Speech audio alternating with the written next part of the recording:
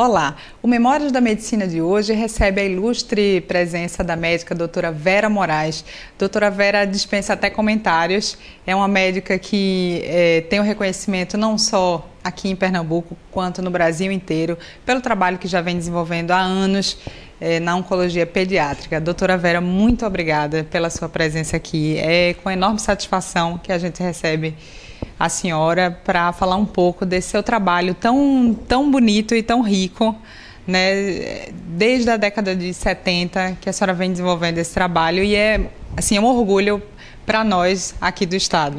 Obrigado, digo eu, né, pelo reconhecimento, né, do CREMEP em me trazer aqui para eu poder contar um pouco dessa história, e que não é uma história só minha, né, é uma história que envolve várias pessoas, né, nós não construímos essa história sozinhos. Eu acho que faz parte várias pessoas que contribuíram para isso também. A senhora se formou aqui, né, na Universidade Federal de Pernambuco, mas logo em seguida, quando acabou o curso, foi fazer residência lá no Hospital de Câncer de São Paulo, AC Camargo.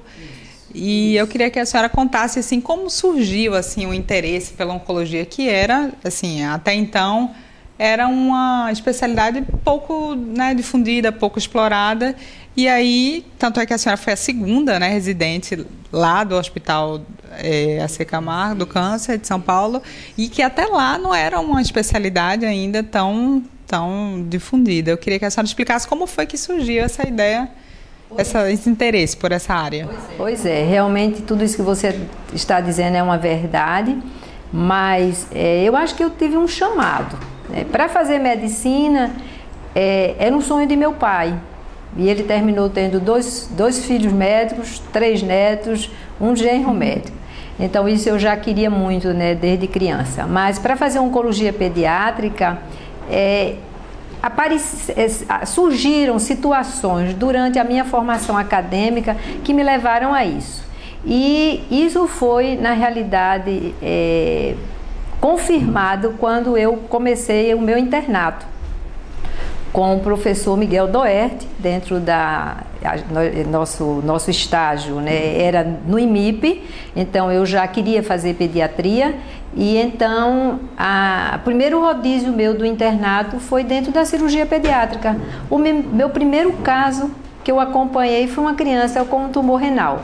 Então consolidou esse meu desejo.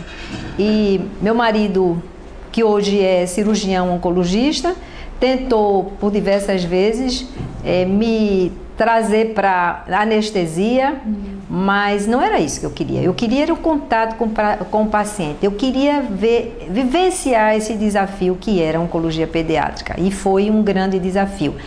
E eu, quando fui para o Hospital do Câncer, meu chefe, o professor Dr. Eloy Bianchi, uma grande figura, meu grande guru, e por diversas vezes eu tive para desistir. Primeiro que eu estava longe da minha família, casei e fui para lá, estava sozinha com meu marido, porque ele já estava lá e eu fui a seguir.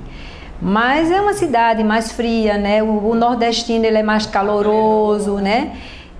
Mas esse paulista, né, esse meu chefe, era uma pessoa extremamente dócil, um gentleman. E a oncologia nessa época, a oncologia pediátrica, era muito difícil, porque hoje a gente cura 70%, naquela época era 30%. Então, um surto de varicela dizimava os pacientes que estavam na enfermaria. Então, foi muito difícil. Por diversas vezes, eu tive vontade de desistir, mas eu achava que era isso mesmo que eu tinha que fazer, e continuei, né, até terminar. Aí a senhora foi para lá, doutora, e aí esse gosto, esse encantamento por essa área, mesmo tendo dados de prognóstico que não eram tão animadores, mas que porque hoje em dia a gente tem até, eu estava lendo, e alguns casos de crianças com câncer, alguns tipos de câncer, chegam a ter cura até de 85%. E hoje, assim, é muito mais, eu não digo fácil, mas é muito mais animador, né, para quem trabalha com isso, que é uma coisa assim dificílima, porque câncer já é bastante complicado, né, em qualquer idade, em qualquer situação. Aí eu queria que a senhora falasse um pouco disso, qual é a especificidade de um câncer numa criança? Porque é totalmente diferente, né? Assim, como tratar, como lidar com isso. Na realidade, o difícil do diagnóstico do câncer infantil é porque exatamente a sintomatologia ela é muito parecida com os tumores benignos, e hoje em dia a gente busca exatamente melhorar esse diagnóstico precoce para que a gente cresça mais esses índices de cura. Eu já desenvolvi trabalhos, né, dentro do Instituto Ronald McDonald, e a gente sabe que o caminho é esse, é fazer o diagnóstico precoce. Mas não é fácil, não é fácil. Todos que estão envolvidos dentro da oncologia pediátrica, eles sabem que o caminho mais fácil será esse. Mas também não é tão fácil. A gente, às vezes, prepara o pediatra geral para que ele pelo menos pense nisso aí.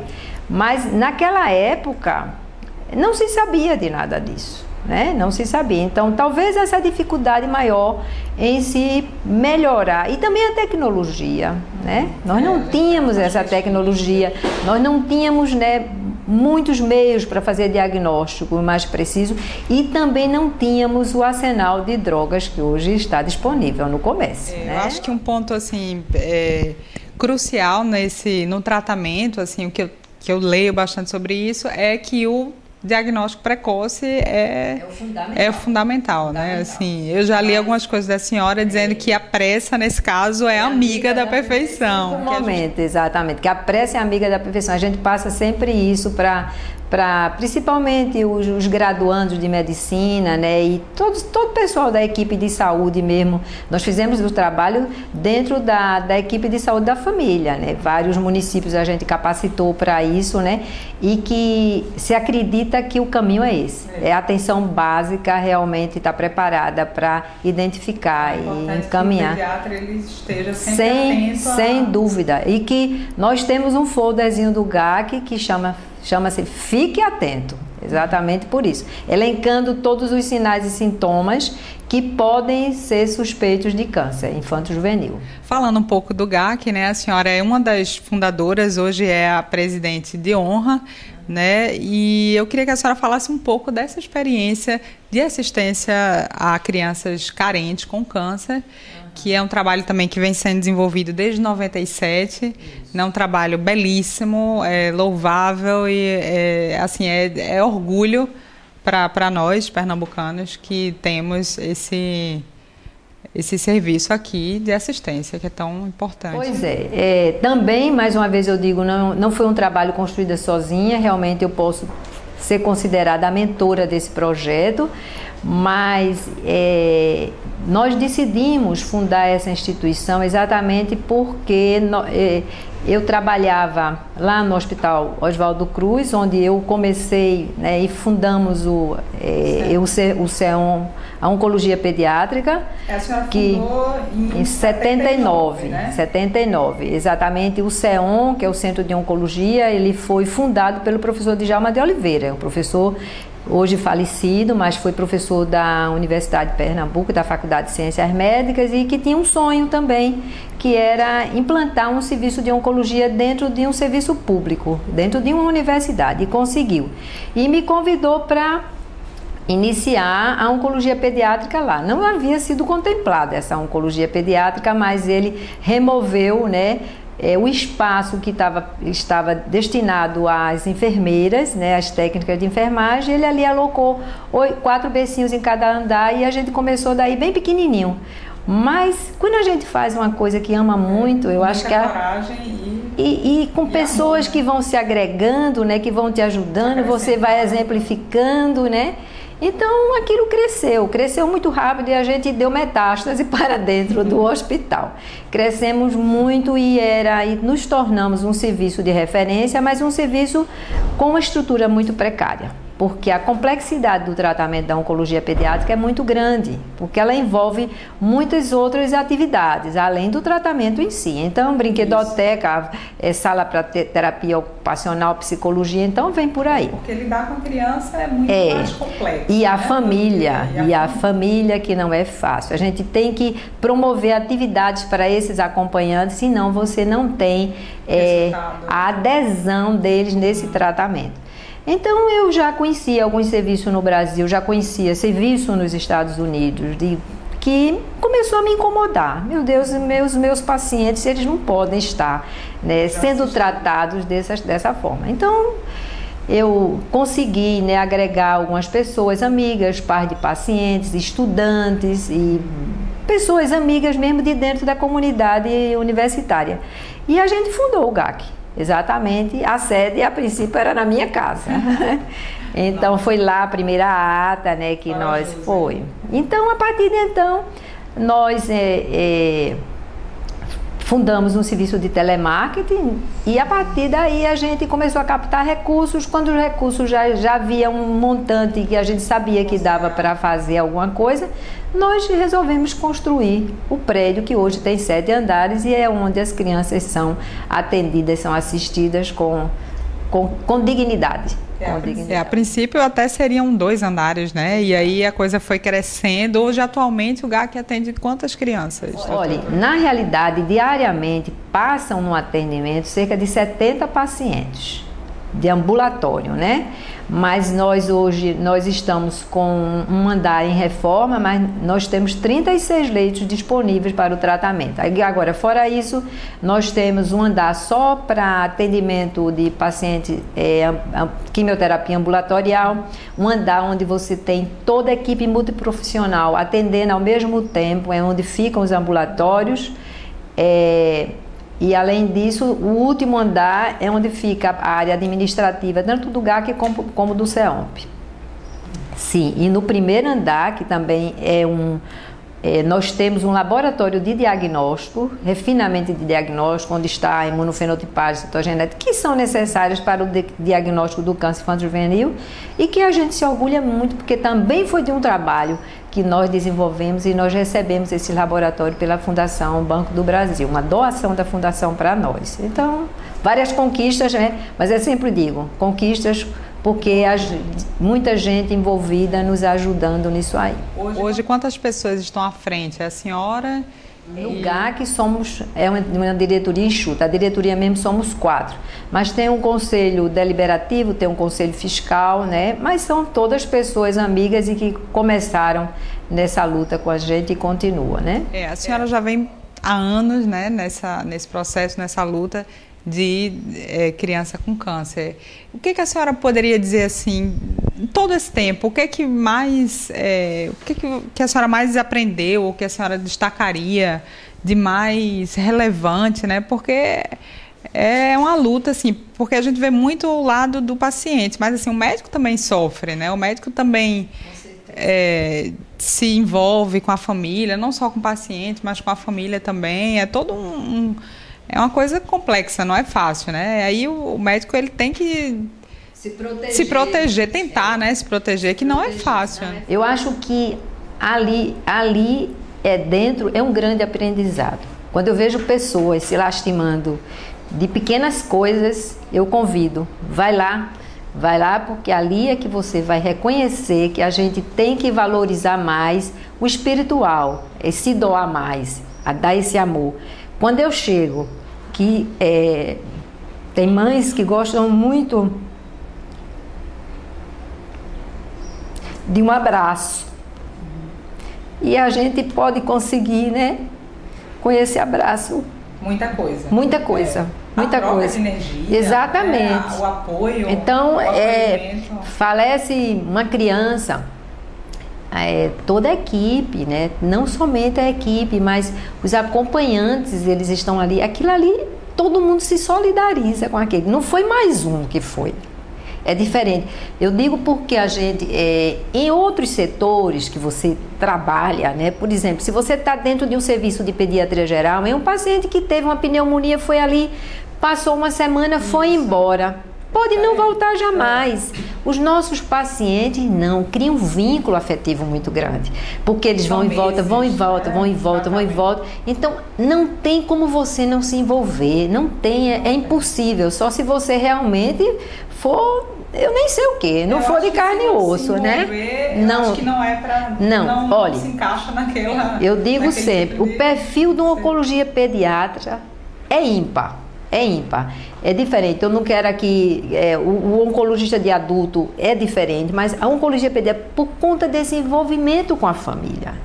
E exatamente criança, ela... Famílias carentes, carentes, necessitadas, que é assim, muito... E que nós acreditamos muito. Quando eu digo assim, a gente pensa grande, a gente acredita, nós acreditamos muito porque eles passam isso para nós, esse sentimento. Quando você pega uma criança que você tem praticamente a certeza de que aquilo ali não vai ter mais nenhum sucesso, mas que eles estão dali do lado, apesar de serem preparados, que não vale a pena mais investir naquilo ali e eles quererem que faça. Não, eu quero porque eu ainda acredito no milagre. Então, é muito difícil. Então, essa vivência espiritualizada, né, que vou dizer assim, é muito forte. É muito forte. Então, é muito difícil. É por isso que a gente recebe muitas visitas, né? De figuras ilustres, né? De artistas. Sai de lá sensibilizados. E levando muito mais do que trouxe. Muito mais. Tá certo? Eu acho que é muito mais. Então, esses são os depoimentos que a gente tem. Mas somos todos nós que participamos daquilo ali. Temos a certeza de que a gente leva mais do que a gente traz. E tem que ter o perfil, não pode ser diferente. E eu tenho um grupo só de mulheres, foram todas crias de programa de residência interno, de especialização, e que amam muito o que faz. Falando um pouco, já que a senhora falou sobre o perfil, né? A senhora me disse anteriormente que o perfil seria sempre foi o seu perfil trabalhar com assistência pública, né? No setor público. E a senhora, pelo que me falou aqui, trabalhou muito pouco, né, no setor privado. Sim. E a vida toda dedicada praticamente ao Oswaldo, né, que desde o início a senhora sempre quis desenvolver um trabalho lá, não só de ambulatório e tudo, mas como também de ensino, né, que os estudantes do HC até passaram, foi o primeiro lugar, né, aqui em Pernambuco a ter essa residência aí nessa área, né, que também que a senhora esteve à frente desse trabalho. Na realidade, é muito gratificante. Não que não foi bom também trabalhar lá fora, porque eu pude experimentar disso, pude conhecer essas pessoas que estão comigo hoje no GAC, porque o presidente e a vice-presidente foram pais de um paciente que eu tratei lá fora, né? Então, não foi ruim de tudo, mas era o meu perfil, eu gostava muito, eu nunca gostei muito de estar correndo para atender pela metade, ou eu estava inteira ou eu não estava. Então, e o que me incomodava mais no serviço era essa correria, porque eu tinha pacientes hospitalizados em vários hospitais aqui do estado e eu tinha que ver um, ver outro, então eu não tinha o sentimento de dever cumprido, não ficava. Mesmo chegando cedo, saindo tarde, não, sempre ficava... Não, eu queria estar lá por inteiro. E eu acho que esse é o diferencial do serviço público. Então, muitas pessoas, mesmo lá dentro do serviço, às vezes querem tratar, ter uma hotelaria melhor, mas ele não tem um médico lá 24 horas como a gente pode oferecer lá no serviço, tá entendendo? Então, a gente foi difícil, mas eu experimentei isso e cheguei à conclusão de que eu não queria. Com relação a esse programa de residência, o Hospital das Clínicas, ele fazia um rodízio opcional. E foi daí que inclusive, eu captei uma das médicas, que era pediatra muito boa, não trabalha mais conosco hoje, a doutora Inês Lodi, e que ela terminou ficando e trabalhando conosco, né? E depois a gente foi começando, porque eu trabalhava dentro de uma universidade, galgando exatamente esse programa de residência que era importante para o serviço. Então, especialização, a gente trouxe essas meninas que foram especializadas lá dentro da Faculdade de Ciências Médicas e depois instituímos o programa de residência médica lá. Isso é importantíssimo, porque o trabalho não pode parar, né? De jeito nenhum, tem que renovar, né? Tem que renovar. Estamos envelhecendo, a gente vai ter... a gente tem que ter alguém mais novo na linha de frente, né? Eu não posso continuar na linha de frente sempre. E é um apelo, né, também que a gente faz aos médicos, porque assim, muitos estão focando muito em outros aspectos, né, no aspecto financeiro, e assim, deixam de lado esse lado mais humano, né, da coisa. Assim, eu acho que é um apelo que a gente deve sempre fazer, né, quanto a isso. Essa gratificação é de uma forma diferente, vale a pena, gente, vale muito a pena. A sensação que a senhora tem depois de tantos anos é de dever cumprido. Exatamente. E que você muda muito a sua maneira de ver as coisas. Vida, né? Nossa, muda muito. Você passa a valorizar exatamente isso.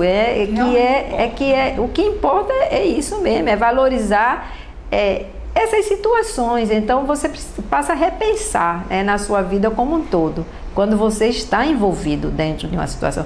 Todos que trabalham, independente de ser médico ou não, os próprios funcionários do GAC, né, que estão lá e dividem o espaço conosco, eles enxergam isso também.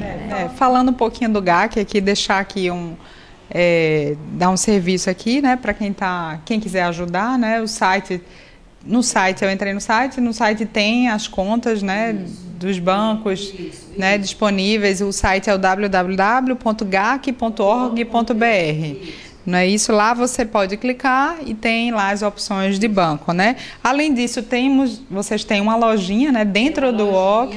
E nós temos uma casa que é na Rua do Hospital e que tem bazares terça, quarta e quinta, né? E nós estamos num projeto grande, né, que é a Casa Dia. Esse é um projeto que é importante, né? É importante falar porque nós estamos, isso foi inclusive numa conversa com o presidente, ele pegou esse mote e resolveu investir nisso agora, porque nós não temos albergue, né? O GAC não tem albergue, ele atende os pacientes exclusivamente tratados dentro do Hospital Oswaldo Cruz. Mas existem aqueles pacientes que viajam pela madrugada, ficam lá pelos bancos do hospital, então eles precisavam ter um apoio. Então essa Casa Dia vai ser para isso, para levar esses pacientes, esses acompanhantes, tomar um bom café, fazer um descanso. Qual a previsão, doutora? Pois está se pensando em tentando começar agora no mês de junho, julho, e até 2014 isso está pronto, né? Mas está alguns a obra, exato. Agora, além disso, que é importante, gente, é que nós poderemos desenvolver projetos sociais com os adolescentes, com os curados, com as mães, né? Então, também fundamental, né, doutora? Tem um gabinete dentário para atender as mães, porque, na realidade, eu estou falando sempre mães, mas a gente tem pais acompanhantes, mas é muito menos, né? As mães que estão à frente, né, levando... Elas, então, prevenção ginecológica, dentista, então, tudo isso vai ser contemplado, porque elas não, durante o tempo que o paciente seu filho está sendo tratado, elas não têm, elas se esquecem delas, né? Exatamente, como você vai cuidar do outro se você tem que cuidar a família. Doutora Vera, muito obrigada pela sua participação, foi uma honra tê-la aqui conosco, e eu queria que a senhora falasse, assim, desse uma última mensagem aos médicos de Pernambuco e falasse um pouco do sentimento da senhora, né, de tantos anos nessa luta. O meu sentimento é de dever cumprido. Eu digo sempre, se eu voltar, eu acredito, eu sou espírita, acredito, né, na reencarnação. Então, se eu tiver que voltar e se for me colocado que eu vou fazer oncologia pediátrica, me oferecerem, eu farei outra vez. Talvez até, e vou encontrar de uma forma muito mais evoluída, né? Mas eu acho que o que a gente colhe, né, nesse momento são exatamente esses trunfos que são muito maiores do que o vil metal. Eu acho que realmente fazer medicina por amor, por sacerdócio, vale muito. Esse respeito ao paciente, né? Que a gente tem que ter o respeito, a gente tem que parar, a gente tem que ouvir, a gente tem que examinar, a gente tem que estar atento e descobrir, não participar dessa correria, né? Eu sei que precisa sobreviver, mas talvez a gente possa fazer, exatamente, a gente pode ter um equilíbrio nisso aí. Então, para mim, na realidade, não tenho nada a dizer de que realmente eu não me orgulho do que eu tenha feito. E nós nos orgulhamos muito. E agradeço a vocês, Parabéns, né? Um prazer enorme tê-la aqui. Obrigada, Maria. Agradeço muito. Obrigada a vocês por essa oportunidade, né? E por esse carinho. em me dar essa homenagem, porque não deixa de ser uma homenagem, em me trazer e poder contar um pouco dessa história, né? Não somente do CEOMP como do GAC. Obrigada a vocês. Obrigada. O Memórias da Medicina de hoje fica por aqui e até a próxima edição.